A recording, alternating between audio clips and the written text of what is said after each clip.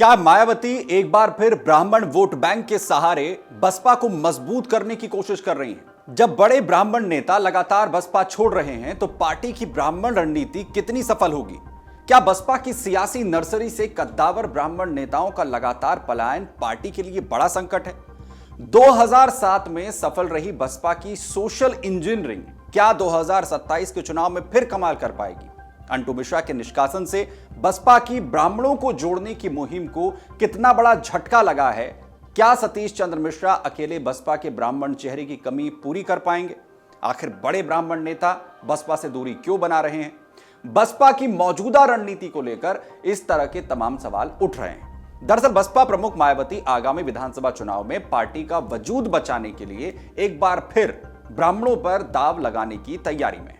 हालांकि पार्टी के कई कद्दावर ब्राह्मण नेता लगातार उनका साथ छोड़ते गए हैं। अनंत मिश्रा उर्फ अंटू मिश्रा का निष्कासन इसका ताजा उदाहरण है। बीते एक दशक में कई ऐसे नेता बसपा से दूर हुए जिन्होंने अपनी राजनीति की एबीसीडी हाथी पर सवार होकर सीखी थी। ऐसे में यह कहना गलत नहीं होगा कि बसपा की सियासी नर्सरी कद्दावर ब्राह्मण नेताओं से खाली होती जा रही है। साल 2007 में बसपा ने 80 से अधिक ब्राह्मणों को टिकट देकर चुनावी मैदान में उतारा था। इनमें 41 जीतकर विधानसभा पहुंचे थे। पार्टी की यह सोशल इंजीनियरिंग इतनी सफल रही कि दूसरे दलों ने भी इसका अनुसरण किया। मगर साल 2017 का विधानसभा चुनाव आते आते ब्राह्मण नेताओं का पार्टी से मोहभंग शुरू हो गया। मौजूदा भाजपा सरकार के उप मुख्यमंत्री ब्रजेश पाठक इसका प्रमुख उदाहरण है। बसपा ने उन्हें सांसद बनाया था, लेकिन चुनाव से पहले उन्होंने भाजपा का दामन थाम लिया। बाद में यह फैसला उनके राजनीतिक भविष्य के लिए फायदेमंद भी साबित हुआ। पूर्व मंत्री नकुल दुबे ने 2022 में बसपा छोड़कर कांग्रेस का रुख किया था।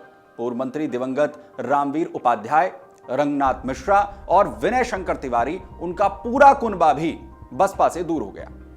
पूर्व विधान परिषद सभापति गणेश शंकर पांडे समेत सरकार में उच्च पद पाने वाले कई दूसरे ब्राह्मण नेता भी समय के साथ दूसरे दलों में चले गए। अंबेडकर नगर से बसपा सांसद और विधायक रहे राकेश पांडे और उनके बेटे और बसपा सांसद रहे रितेश पांडे भी पार्टी का साथ छोड़ चुके हैं। अंटू मिश्रा समेत कई ब्राह्मण नेताओं के अलग होने से बसपा की इस समुदाय को जोड़ने की मुहिम को झटका लगा है।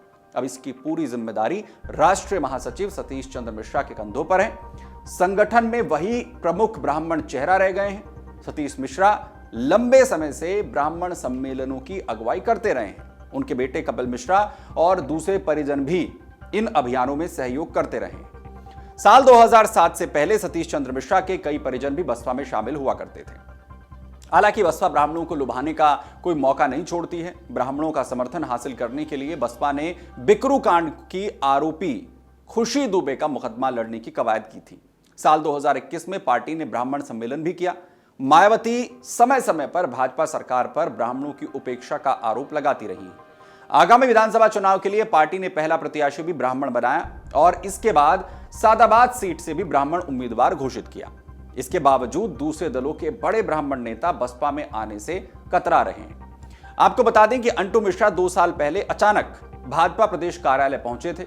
वो मार्च 2024 में भाजपा की सदस्यता ग्रहण करने वाले बसपा के एक नेता के साथ पहुंचे थे, जिसके बाद हड़कंप मच गया था कि वो भाजपा में शामिल होने वाले हैं। हालांकि उनको सदस्यता ग्रहण नहीं कराई गई थी। उस दौरान भाजपा नेताओं ने अंटू मिश्रा को दिल्ली में सदस्यता ग्रहण कराए जाने का बयान दिया था। हालांकि उन्हें भाजपा में शामिल करने का फैसला नहीं हो सका। फिलहाल आने वाले साल में यूपी विधानसभा चुनाव होने वाले हैं और ऐसे में बसपा ने अपनी चुनावी बिसात बिछानी शुरू कर दी है।